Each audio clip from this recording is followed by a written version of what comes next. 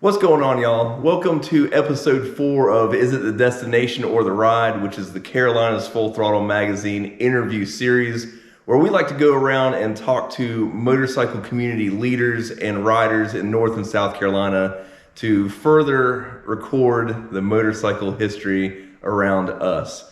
Today, I'm in Winston-Salem at Clemmons Motorcycles with Kenny Gilley and Marianne Gilley, and we're going to sit down and talk to them about their shop, their riding, and the history of Clemmons Motorcycles. How y'all doing today? I'm doing great. Awesome.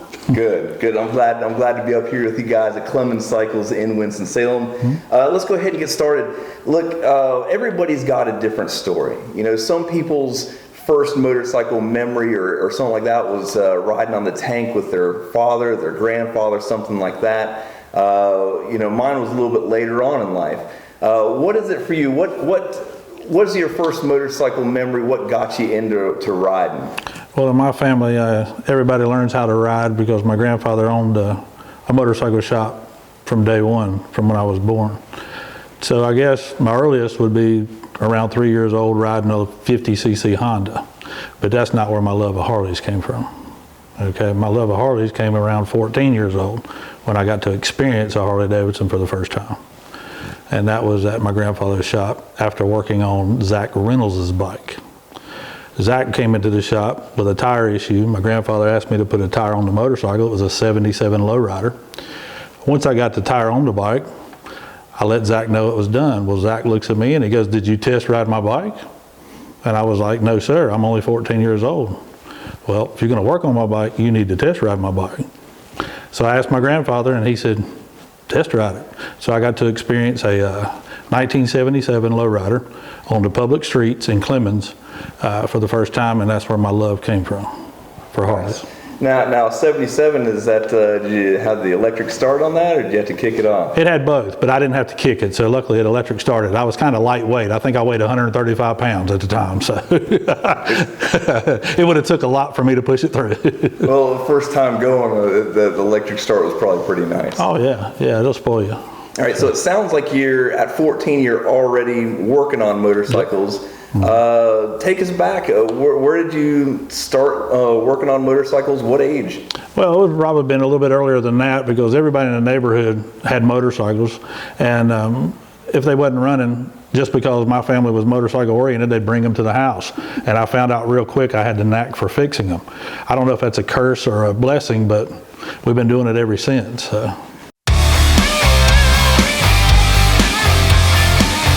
You know, I know you spent some time on the track racing motorcycles. How'd you get started racing motorcycles, and how'd you do, on the track? See, in every one of those questions, I told you I have two answers. So my first one would be, I started racing motorcycles at a really young age, cross country and enduro. That was before I got the love of Harleys. As soon as the love of Harleys bit me, then what happened is at 15, I bought a wrecked Harley. And I started building it from the frame out, tore the motor down, and was like, man, this is neat, but it's stock. And I've always, wondered what performance would be like on anything streetwise, and that Harley was laying there in pieces. I said, let's put some good stuff in it. So I built that from the crank out, built the bike from the frame up, and I'm still only fixing to turn 16 years old. Hadn't got my driver's license yet, and I got this beautiful motorcycle sitting here ready to ride. So that was the first Harley that I'd ever put together from the frame out, and it was also the first performance engine I'd ever put together. So I get out on the thing and I ride with friends and older people who have 1200cc shovel heads, and mine's out running, and I'm like, hey, this is pretty cool. I must have a knack for this. And so immediately I started going to the drag strip, and the next thing you know, you're drag racing Harleys. So. Now, what drag strip were you going to? Where were you racing at? We were going to Farmington. Farmington's always been in like the backyard, and it's always been close by. Friday nights, you can go out there and run all you want. You can torture your motorcycle to death and then ride it home. All right. If it's so close. Yeah, it's just so close. If it don't break down on the way home, after you've tortured it on the drag strip. So yeah, you go out there and you outrun a couple of other Harleys and stuff, and you find out, well, I must have a knack for this. This thing's working. Let's get a little more serious. And so when the Evolution motor came out, I built myself another bike, and that was the one that I started with HDRA with, and set a couple of national records, won a ton of races. And it just went on from there, knowing that performance Harleys was a love of mine. So you say you won a couple races. How did you do? How did you do on the track? What, you win more than you lose? What did you do? Yeah, I mean, in order to stay out there, you had to, because it was, I mean, you got eliminated with the way they ran the street classes in the all Harley drags. You get eliminated. So if you didn't win, you didn't make it, So a lot of it was ET bracket racing, but I mean, you could still get eliminated if you didn't ride right or you red lighted or whatever. So you had to get the running down pat. Sometimes performance helped, sometimes just rideability helped. So.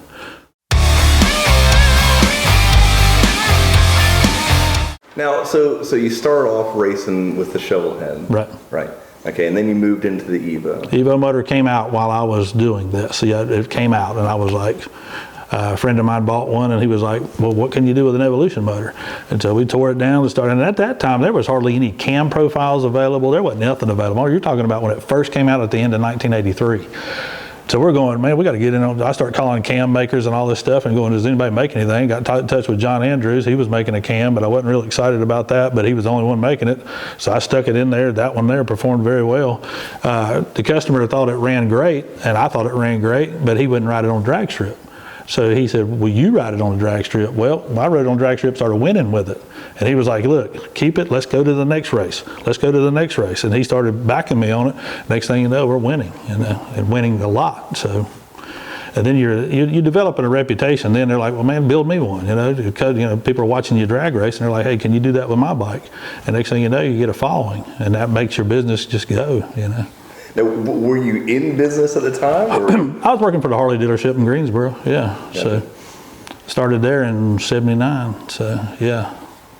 So you immediately jumped on the Evo bike. So you were not part of the hear no Evo, see no Evo crowd. I was totally excited about it, simply because I knew that when we would take one out of the crate, we'd put performance exhaust on it, we'd do a little bit of jet work to the carburetor and a better flowing air cleaner, and you go out and ride it, and it was right out of the crate faster than a shovel head was.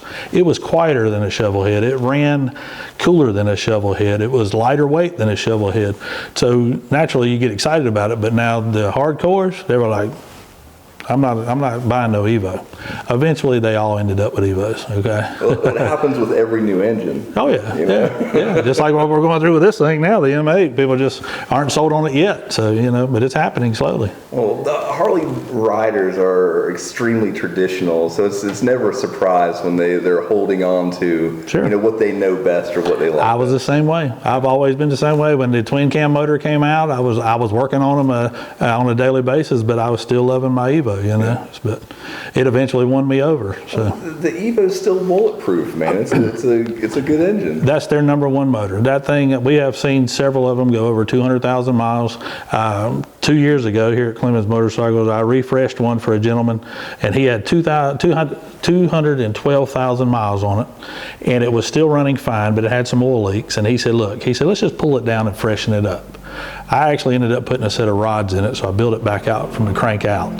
He's got the motorcycle now, and I think he's working on right at 300,000 on it now, but it's got that fresh motor in it. But the rest of the chassis has got all those miles on it.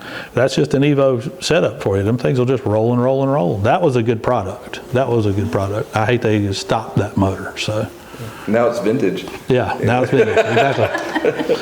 I feel vintage though talking about this stuff.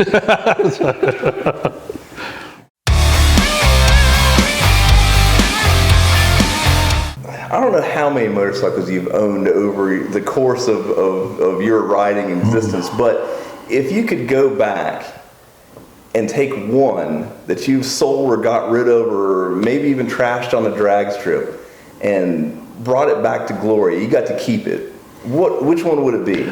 That's a really hard question, but I will tell you, the one that I did when I was 15 years old is probably my favorite. That's the one that I was pretty much in love with. It was my first one, and it was a fast one, and I didn't even know I'd build it fast. I just thought I was putting together a nice motor. I rode it to high school. Every single day that I could possibly ride it to school, I rode it to school, and started in the 10th grade. I mean, you ride a Harley, a Super Glide to school in the 10th grade, wow, you know what that means. Anybody that loves motorcycles or loves Harleys knows what that means. So I'm riding every single day that I can. I get to West Forsyth and Clemmons, and I ride it into the parking lot the first day that I get there on it, and I get called to the office. I park it in the student parking lot. I get called to the office, and so I go up to the office. Principal Peoples was his name, I believe, and he calls me in his office, and he's going, "Mr. Gilley, is that your Harley Davidson in the parking lot?" And I said, "Yes, sir, it is." I was happy to say that, I was feeling good. And he says, "Well, we're going to have to move it." And I sat there thinking, well, does he have something against Harleys? Well, we can't have that in the parking lot, in the student parking lot. I said, "Well, where do you want me to put it?" And he said, "I want you to put that pretty motorcycle right out here on the sidewalk in front of my office so I can keep an eye on it all day long." He just wanted to look at it all. Yeah, but in reality, what he thought was, kids are just getting their license, they're pulling in the parking lot, they're going to run over this nice motorcycle, you don't need to be parking it in the parking lot. So he let me park that thing on the sidewalk out in front of his office. So every day I rode it to school, I parked it on the sidewalk. Now that was a privilege, I thought. Yeah, that's awesome. Yeah, so, that's the kind of treatment you should get. Right, yeah. So if you were asking me which motorcycle I would want to retrieve, bring it back and put it, in good riding condition, I'd love to have that bike back. I can't tell you whatever happened to it. I sold it after getting into the motorcycle world really heavy, or into the Harley world real heavy, and getting into the Evos and all, and that shovel head sort of just fell to the wayside, and I ended up selling it. But yeah, I'd love to have that one probably. So asking for the first love back. Yeah, sure. Yeah. Well, how did you come about getting that motorcycle? Well, my mother had the Harley franchise in Greensboro, and I was over there one Saturday, and a gentleman said that he had wrecked his motorcycle and he didn't have insurance on it.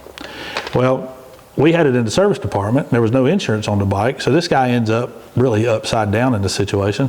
So my mom buys it from him as is. Oh, I got tickled. I was like, man, that's me. So I bought this wrecked motorcycle. He had T-boned a car there in Greensboro and tore it all to pieces.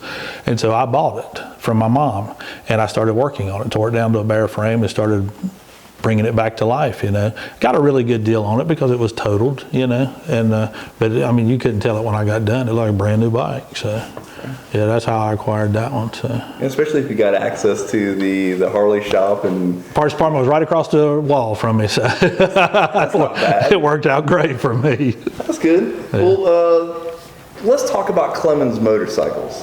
All right, how did you end up starting Clemmons motorcycles? All right. In 1996, I decided that I was going to try my hand at being retired from the motorcycle mechanic thing. And I leave the Harley dealership, I go home, I have my house in Archdale then in Randolph County. I'm thinking, I'm gonna go to Daytona for the whole week, because I'm celebrating, I'm retiring. I'm getting out of this motorcycle wrenching thing. I go to Daytona. I'm down there 11 days, all right? I'm on my motorcycle. I'm down there for 11 days. I come back, I'm pulling through the neighborhood, and my next door neighbor is waving at me. She's got a basket in one hand, and she's got a notebook in the other. And she runs out to my driveway, and she goes, "I got information on all of them." And I'm like, "Information on all of what?" And she points down my driveway, and there's 11 motorcycles sitting in my driveway for me to fix. So my retirement didn't go very well.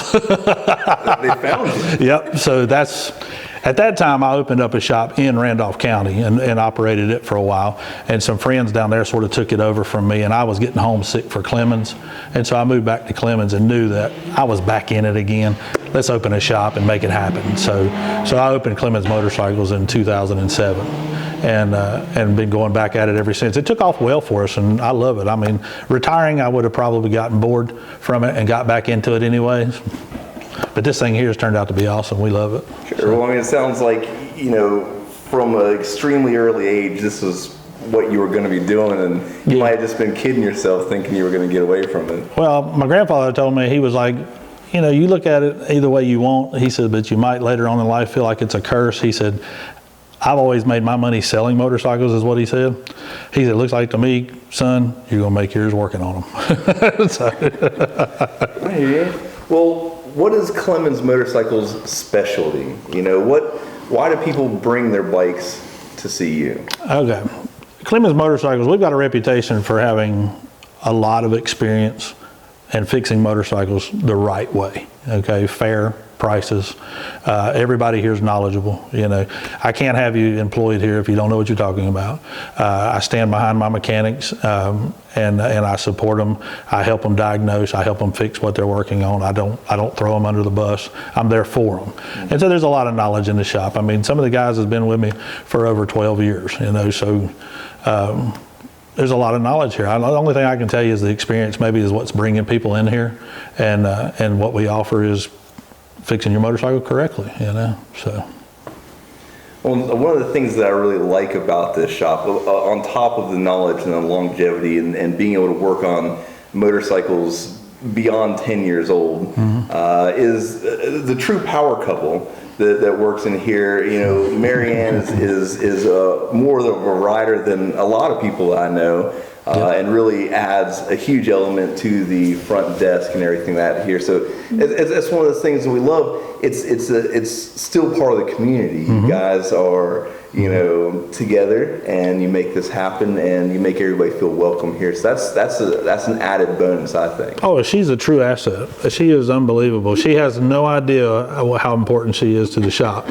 She thinks that it's just nothing to it, but people come in here looking forward to talking to her because she'll make you want to ride. She makes you want to ride because the love of riding just beams off of her, you know what I mean? It's a passion. And it's a passion, yeah. Well, it is for both of us.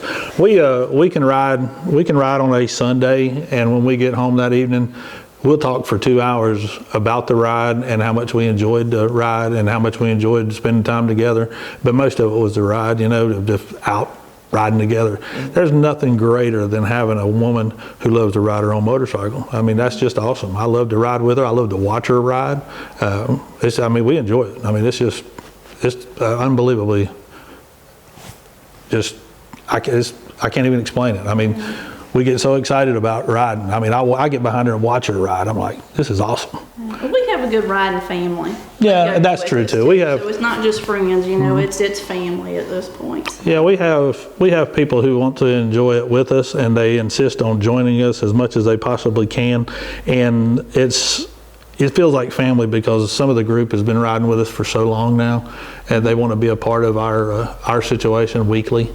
And so it's like family, yeah, you know. It's just, but Marianne has been a true asset since she stepped into the picture. Yeah. I know what I call up here. I'm always happy when she answers the phone. I take it as a shot at me. Thank you. No. I'm just saying she does a great job. She does. I enjoy talking to her too. I'd rather talk to her than me anyway. So. All right. Let's get this. What do you see as the future for Clemmons motorcycles? The same as what we're doing, but a whole lot more of it. You know what I mean? I mean, I would love to do more for the motorcycle community than what I'm doing now, if there's any way possible. The more people we can keep riding, the better. You know, I don't want to fix everything. I want to take care of everybody. You know, I just like to see the sport grow and grow and grow. You know, my love is to watch you enjoy riding your motorcycle. I like seeing people love riding motorcycles, and if I can help you ride, I want to do it. You know, I want to be a part of keeping you going. You know. Well, even so, you know, there's been a few moves along the way from Clemmons to Winston-Salem, and now your new shop here on South Main Street in Winston-Salem. All new space, lots more space, and it really seems like, well, honestly, you guys moved in, we're already full to the brim. Oh yeah, and it's been a blessing all the way around. And I would still be a part of Clemmons, and I didn't like leaving the town of Clemmons, but all of Clemmons, all of a sudden, everything commercial went up in value. And so when it went up in value, all your leases went up, everything went up. And plus the traffic was kind of concerning for motorcyclists. I don't recommend riding a motorcycle down the main drag in Clemmons. It's dangerous. And we were on the main drag. So getting off that main drag was a great thing, but getting out of Clemmons was kind of difficult. You know, even the mayor contacted me and he said, look, hey, there's always been a motorcycle shop in that building since 1979, and now y'all are taking it out of here. Are you going to stay in Clemmons? I was like, nope, but I'm keeping the name. Right. Yeah. I know we talked about it before, and at your new location here, you made the remark of it is a little bit more out in the county, so there's a lot of motorcycle traffic out there and good riding. It is great riding. Now when you come to see us, all right, now when you come to see us, you don't have a bunch of traffic. You're getting out into the country a little bit, so yeah, you enjoy the ride out to see us more, so less stoplights.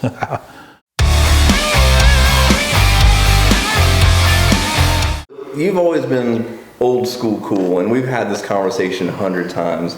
Our love for vintage motorcycles and back then kind of ideas. What do you think is going right in the motorcycle world today? Oh, what's really cool is meeting guys who are less than half my age, but have the same love for the old school choppers. Got questions about what was neat back then. These guys are in their 20s and keeping it alive.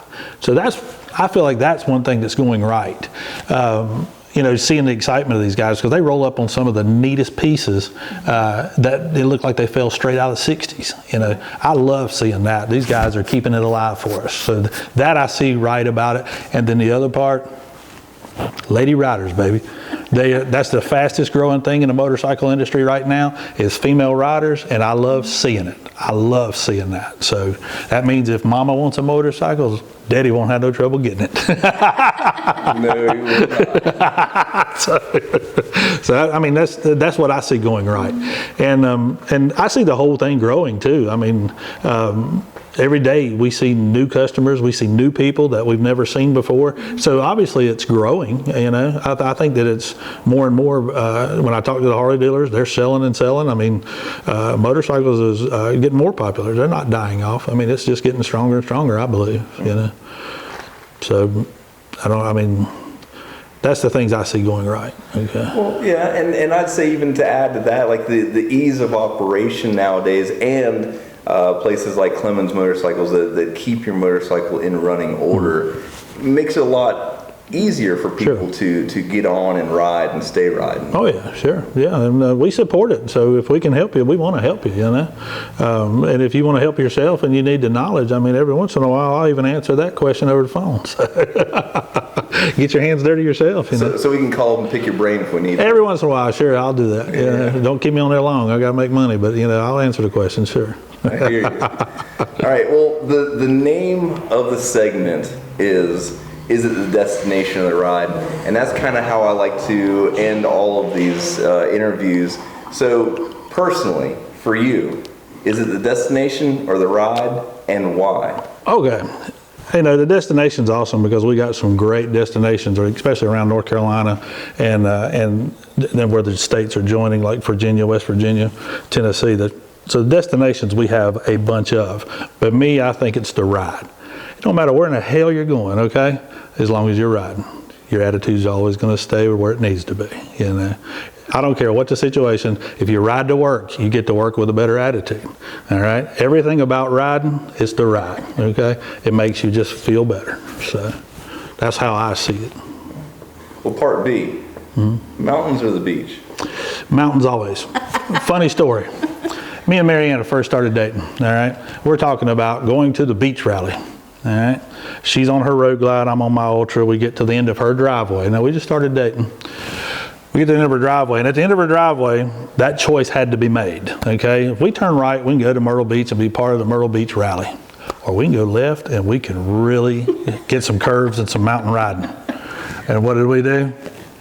To the mountains, baby. I did. I hit the other way. She turned toward the mountains because motorcycles and mountains go together great. That's how I see it. So. Well, that, and I think personally, motorcycles are about getting away. Yeah, sure. And that is provided by the mountains as well. Yeah, you can clear your mind in the mountains because the air's cleaner. It's it's everything about it, man. You get to see the clouds laying on top of the mountains.